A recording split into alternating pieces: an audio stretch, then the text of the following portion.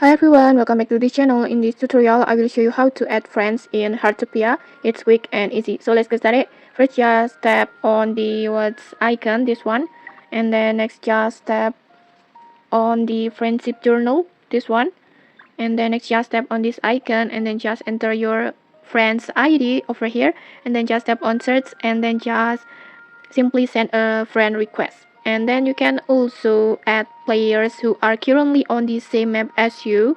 Just tap on map and then just simply tap on the player icons like this one, for example like this, and then next just tap on the add friends, this one, and then just write your message and